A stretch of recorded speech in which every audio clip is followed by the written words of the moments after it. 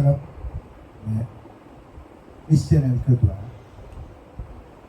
सबको मैं अपना टेस्टिमनी बताना चाहता हूँ और पहुँचाना चाहता हूँ, ताकि जो सुनता है उन लोग का जीवन में भी आशीष को पाए। और सर्वप्रथम मैं हमारे जिंदा खुदा को धन्यवाद करना चाहूँगा, और यहाँ का दर्शक इस चैनल का मालिक उन लोगों को भी मैं धन्यवाद करता हूँ यीशु मसीह का नाम से। और सभी को स्वागत है। इस चैनल पर जितना भी देखें सभी लोग कमेंट और शेयर करें, ताकि हम जान सकें ये कितना जीवन में, किसका जीवन में कैसे लागू हो रहा है। तो मेरे जीवन में एक सीधा साधा जीवन जा रहा था, और मैं बचपन से क्रिश्चियन था, पर भी आत्मिक नहीं थे, सांसारिक थे। मैं बचपन से क्रिश्चियन हूँ और विश्वासी हूँ, पर भी मैं शारीरिक जीवन जीता था, आत्मिक में नहीं थी। तो मैं एक दिन खूब संसार की तारकारिका में जीते थे, खाते पीते दुनियादारी करते थे। तो इसी समय एक बहुत सा तकलीफ और एक परीक्षा विफल सकता है। उस समय में बहुत मेरे जीवन में तकलीफ और समस्या सामने थी। उस समय में मैं परमेश्वर से पूछा, प्रभु हम बचपन से तेरी ही सेवा की है, तो मेरा इतना तकलीफ क्यों हुई है। मैं पता नहीं था हम कहाँ चल रहा है, कैसे चल रहा है। इस समय काफ़ी मैं परमेश्वर से दूर था, पर भी मैं एक आदत था, हमेशा बाइबल पढ़ते थे। पर आज इसी दिन मेरा परमेश्वर ने आँख खोलने को शुरुआत किया। तो मेरा तकलीफ के कारण से मेरा एक आदत था, कोई भी तकलीफ आए तो मैं बाइबल देखता था। इस बाइबल पढ़ने का कारण मेरे जीवन में इसी दिन तक मैं बाइबल देखने लगा। तो बहुत मन में अंदर से एक बहुत मैं अंदर से बाइबल देखने लगा, इतना मीठा लगा, इतना इंटरेस्ट रखने लगा। इसके बाद मेरे जीवन में एक रात की 12 बजे में मेरे जीवन में एक आवाज़ आई। ये क्या था मैं नहीं समझ पा रहा था, कौन था क्या था, लेकिन जो भी मांग रहा था मैं गलत मांग रहा था। तो मुझे पूछा, तुम क्या चाहते हो, तुम क्या करना चाहते हो। मैं इवेंजलिज्म में ईश्वर का काम करना चाहता था, बचपन से मेरा सपना था। पर उस समय में तुम कैसे करना चाहता है। तो जैसे न्यू टेस्टामेंट में यीशु ख्रिस्त ने इसका चेला लोगों को बताया था, जो वो लोग को शैतान ने दुष्ट आत्मा को निकालने के लिए और बीमारी को ठीक करने के लिए भेजा था। तो ठीक उसी समय में लोग को जूता लेने को मना करा था, दूसरा साथ लेने को मना किया था, अलग किसी भी चीज़ हाथ में ले जाने के लिए कहा। ठीक उसी तरह मैं परमेश्वर को कहा, तो उसने ठीक है बोला। तो मैं निकालना ऐसा ही शुरू किया। तो परमेश्वर वापस आओ, तो मैं आया। ठीक उसका बाद मुझसे बात चलता रहा, लेकिन ये परमेश्वर बोलते मैं नहीं जानता था। परीक्षा का आत्मा आ मेरा बस में ये 2003 का बात थी। इसका बाद आज उसका बाद मुझसे और करीब परमेश्वर आया आकर के एक दिन मुझे पूछने लगा। 3 बजे का ठीक समय मुझे उठाया और मैंने परमेश्वर यीशु स्वयं मेरे सामने में आया। तुम क्या देखना चाहता हो, मुझसे क्या देखना चाहता हो और क्या परखना चाहता है, पढ़ के देखो। तो जो मैं मांग रहा था, मैं क्या मांग रहा था पता नहीं था। ये एक दिन उस समय में हम पगला जैसा हो रहा था, तो अंदर ही अंदर मुझसे बात कर रहा था, ये कौन है, ये क्या है, मैं पता नहीं था। बाद में पता चला कि दूसरा का मन के आवाज़ को मैं सुन रहा था। तो बिल्कुल मैं पगला जैसा था। दो आदमी का बात साथ में जैसे बात करने पड़ता है, और शारीरिक जीवन में जो बात करना चाहता है 2 आदमी का साथ में हमेशा बात करता है, एक अंदर से एक बाहर से। इसी तरह मेरा जीवन चल रहा था। तो उसी समय ठीक 3 बजे में यीशु कृष्ण आया मेरे जीवन में, तुम क्या देखना चाहता है बढ़ के देखोगे।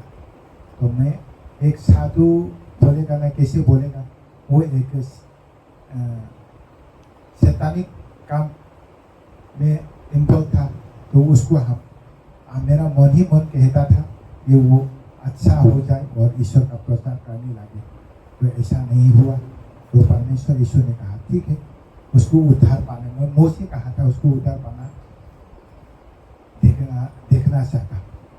तो जब उद्धार की बात आया तो यीशु कृष्ण ने डायरेक्ट बोल दिया, मैं 2003 का बात है, तो मैं मेरा हाथ पैर जैसे क्रॉस पर चढ़ाया गया था, आज भी कांचा है वैसा ही है।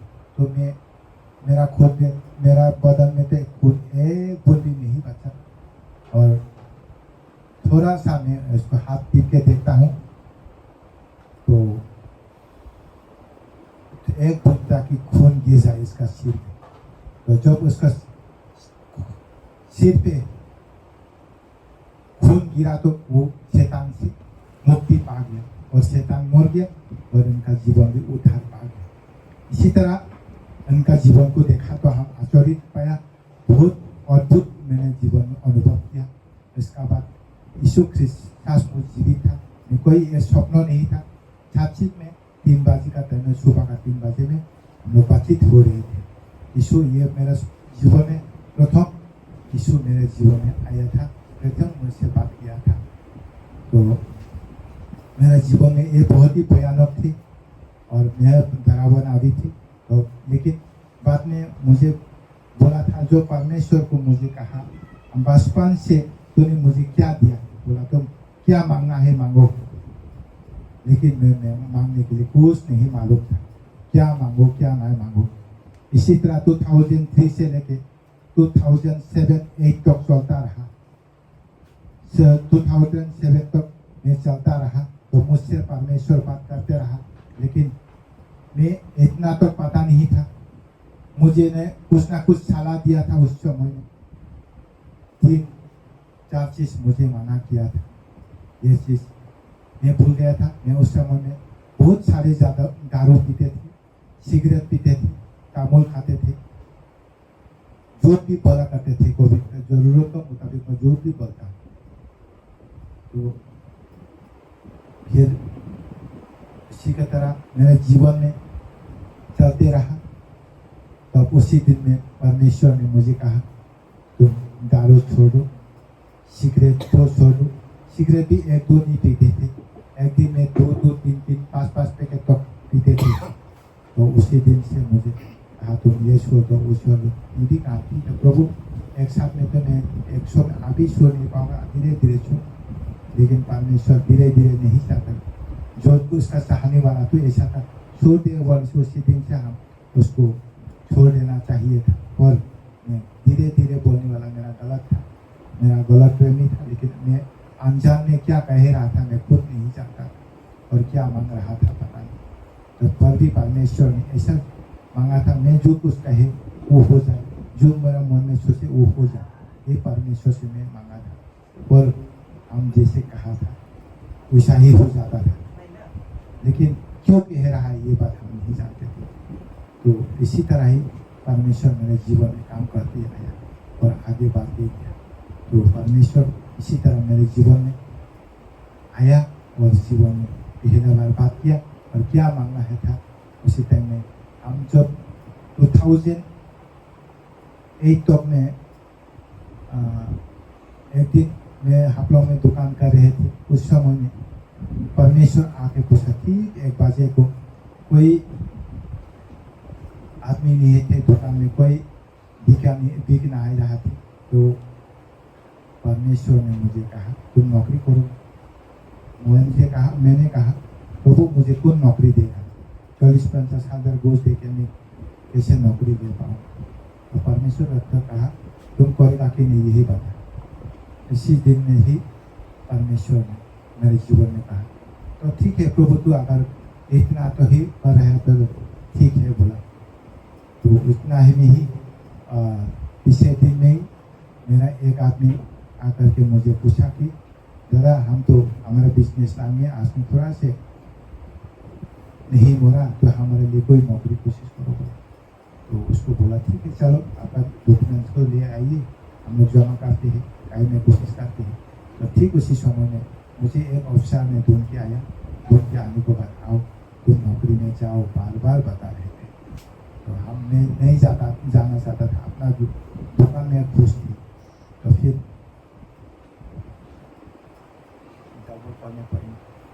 ठीक है, तो उसका बाद में इसी तरह चल रहा थे और परमेश्वर ने मुझे 2008 में साथ ही साथ हम लोग इंटरव्यू का एक अप्लाई के लिए मकसद मिला और अप्लाई किया। जैसे ही अप्लाई किया कॉलिंग लेटर आया, इसका बाद फिर हम लोग इंटरव्यू दिए। इंटरव्यू देने के बाद हमारे साथ ही साथ अपॉइंटमेंट भी होने लगा। वो भी इतना जल्दबाजी थी, कम से कम 1-1.5 महीना का भीतर में हमारा अपॉइंटमेंट भी होने लगा, ये भी बगैर पैसा कुछ भी। तो इसी तरह परमेश्वर मेरे जीवन में काम किया, हमारे लाइफ में। फिर दूसरा वीडियो में मैं डालूंगा। अभी टाइम कमती होने के नाते इस वीडियो को यहाँ पे समाप्त करते हैं। और मेरे से परमेश्वर सचमुच जीवित है और आपका जीवन में भी काम करेगा। आप लोग भी इसको देखकर कमेंट और शेयर कीजिए और सभी का जीवन में आशीष पाए। इतना से समझ